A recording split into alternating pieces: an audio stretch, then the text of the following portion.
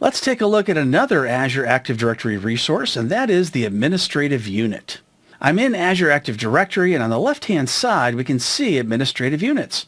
What are administrative units? Well, they're very similar to organizational units, or OUs, in on-premises Active Directory. When we add groups into Azure Active Directory, those groups are then going to be assigned to various different resources. However, administrative units are more about organization. You can organize users, groups, and computer devices. I'll go ahead and click Add, and we'll create an administrative unit. I'm going to choose to create my administrative unit geographically. So I'll call this one Portland, Oregon. And I'll just say this is going to be users, groups, and devices in the Portland area. And you can organize these any way you'd like.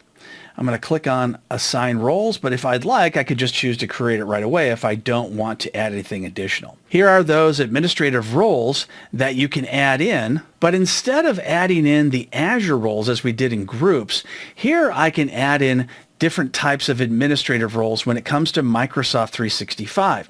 Microsoft 365 is made up of several different applications.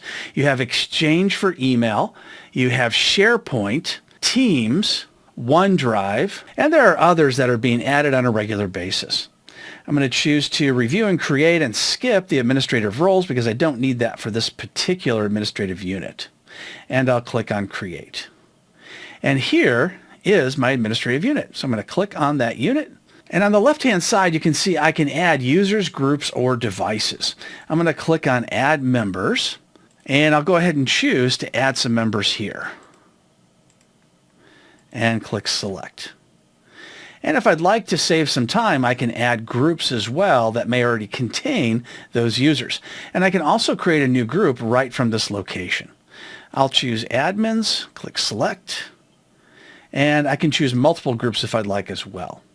And if I have any devices, such as computers that are joined or registered into Azure Active Directory, then I should be able to add them here. Although this particular resource is still in preview, so it may not work for you yet. If I'd like to add in roles and administrators, I can do that here. And these are those same types of Microsoft 365 rights that we could have added during creation. I'm all done making changes to the properties.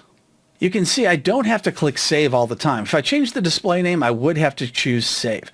But if I clicked on Users, those users are already in there. I don't need to click Save. Let me go ahead and add in the conference room just as an example and go back to Properties, and you can see that they were successfully added without pressing the Save button. Now I'll go ahead and close my new administrative unit. Administrative units can assist in organizing your users, groups, and devices in one location.